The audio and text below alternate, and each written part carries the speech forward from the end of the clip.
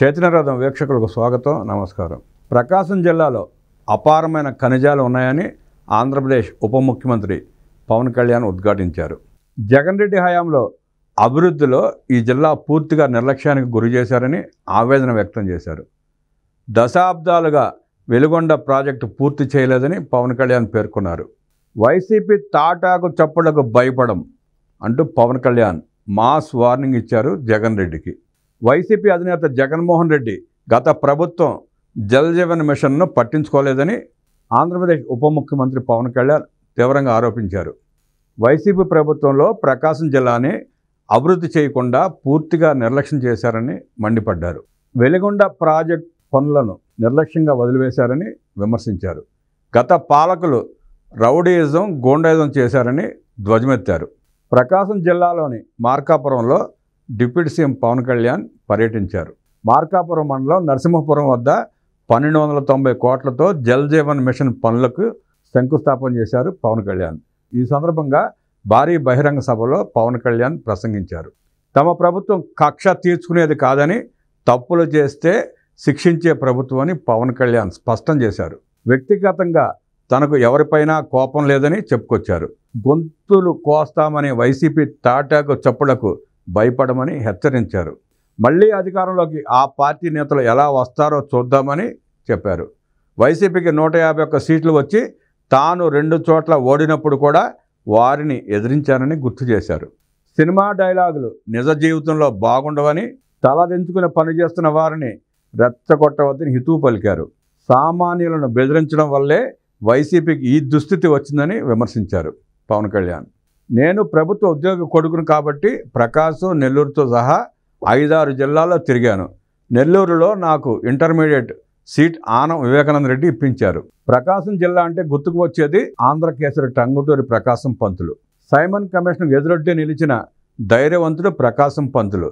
ప్రకాశం జిల్లాలో అపారమైన ఖనిజాలు ఉన్నాయి. జగన్ రెడ్డి హయాంలో అభివృద్ధిలో ఈ జిల్లాని పూర్తిగా నిర్లక్ష్యానికి గురి చేశారు.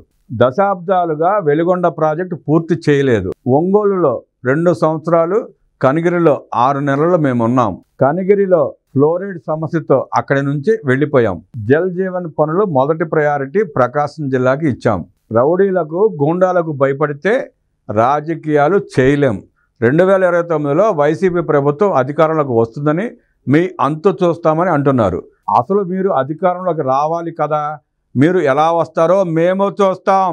వ్యక్తిగతంగా నాకు వైసీపీ నేతలపై కక్ష లేదు. సగటు మధ్యతరగతి మనిషిని భయభ్రాంతులకు గురి చేస్తే దాన్ని ఎదుర్కొని ఇక్కడ దాకా వచ్చాం. మీరు 151 సీట్లు వచ్చి నేను 2 చోట్ల ఓడిపోయినా మిమ్మల్ని ఎదుర్కొన్నా. నేను సినిమా నుంచి వచ్చిన వాడినే, కానీ సినిమా డైలాగులు చెప్పను. గొంతులు కోస్తాం, మెడకాయలు కోసేస్తామంటే మేమేమైనా చొక్కా విప్పి చూపిస్తామనుకున్నారా అంటూ తీవ్రంగా హెచ్చరించారు.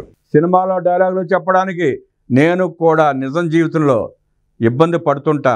వైసీపీ నాయకులు అద్భుతమైన పాలన చేసి ఉంటే 11 సీట్లు వచ్చేవి కాదు అని పవన్ కళ్యాణ్ పేర్కొన్నారు. 11 సీట్లు వచ్చిన పార్టీగా వైసీపీని గౌరవిస్తాం. చంద్రబాబు సారథ్యంలో నడుస్తున్న కూటమి ప్రభుత్వంలో తప్పులు ఉంటే చెప్పండి. ఏమైనా తప్పులు ఉంటే మేము సరిదిద్దుకుంటాం. గత వైసీపీ ప్రభుత్వంలో 26,000 కోట్లు జలజీవన్ మిషన్ పనులకు కేంద్రం ఇస్తామంటే 4,000 కోట్లు ఖర్చు చేశారు. వైసీపీ ఖర్చు చేసిన 4,000 కోట్లు కూడా వృధా అయ్యాయి. వైసీపీ ప్రభుత్వ తీరుతో ఏపీకి జల్ జీవన్ మిషన్ పనులకి నిధులు ఇవ్వమని కేంద్ర ప్రభుత్వం చెప్పింది. నేను, ముఖ్యమంత్రి చంద్రబాబు కేంద్రంతో చర్చలు జరిపితే జల్ జీవన్ మిషన్ పనులకి మొదటి విడత నిధులు విడుదలయ్యాయి. స్వాతంత్రం వచ్చాక ప్రకాశం జిల్లాలో తాగునీటి కోసం ఖర్చు చేస్తున్న అతిపెద్ద ప్రాజెక్ట్ ఇది. ఆంధ్రప్రదేశ్ నుంచి 21 మంది ఎంపీలు గెలవడంతో కేంద్రానికి అది ఆక్సిజన్ అయింది. అందువల్లే ఏపీకి నిధులు వస్తున్నాయి. దేవాదాయ శాఖ భూముల జోలికి వెళ్ళకండి అని పవన్ కళ్యాణ్ సూచించారు. దేవాదాయ, అటవీ శాఖ ఖాళీగా కనిపించిన భూములపై జగన్ ప్రభుత్వ పెద్దలు వాలిపోయారు. గత ప్రభుత్వంలో ఆక్రమణకు గురైన భూములపై మా ప్రభుత్వం దృష్టి సారించింది. దేవాలయ భూములకు రక్షణ కల్పించే బాధ్యత కూటమి ప్రభుత్వం తీసుకుంది. ఎన్నికల్లో డబ్బులు పెట్టి గెలిచిన నాయకులు ప్రజలకు ఉపయోగపడాలి. డబ్బులు పెట్టకపోతే ఎన్నికల్లో గెలిచే పరిస్థితి లేదు. వలసలు లేని ప్రకాశం జిల్లాని నేను కోరుకుంటున్నా. జనసేన, టీడీపీ, బీజేపీ నాయకులు ఒకరికొకరు గౌరవించుకోవాలి. గత ప్రభుత్వంలో చంద్రబాబుని జైల్లో పెడితే కొంతమంది జనసేన నాయకులు ఏదో మాట్లాడారు. తెలుగుదేశం బలమైన పార్టీ అని జనసేన నాయకులకు నేను చెప్పా. కూటమి అంటే పిడికిలి, ఏ వేలు లేకపోయినా ఏమీ చేయలేం. ఏకలవ్యుడి పరిస్థితి అవుతుంది. 15 సంవత్సరాలు నిలబడితే రాష్ట్రం అభివృద్ధి చెందుతుంది. నా పార్టీ కూటమి సంక్షేమం కంటే ప్రజల సంక్షేమమే నాకు ముఖ్యం. అధికారం నుంచి వెళ్ళిపోయిన గత పాలకులు రెచ్చగొట్టాలని చూస్తున్నారు. వారి మాటలకు రెచ్చిపోవద్దు అంటూ పవన్ కళ్యాణ్ కోరారు. మార్కాపురం సభలో మాజీ మంత్రి బాలినేని శ్రీనివాసరెడ్డిపై డిప్యూటీ సీఎం పవన్ కళ్యాణ్ ఆసక్తికర వ్యాఖ్యలు చేశారు.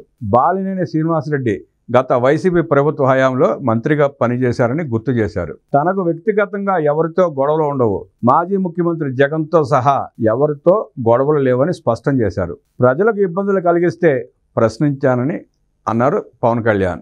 బాలినేని శ్రీనివాసరెడ్డి గతంలో తనకు ఎప్పుడు అండగా నిలబడ్డారని చెప్పుకొచ్చారు. బలంగా మాట్లాడే వ్యక్తి బాలినేని శ్రీనివాసరెడ్డి అని కొనియాడారు. సమస్యపై మంచి అవగాహన ఉన్న వ్యక్తి అని తెలిపారు.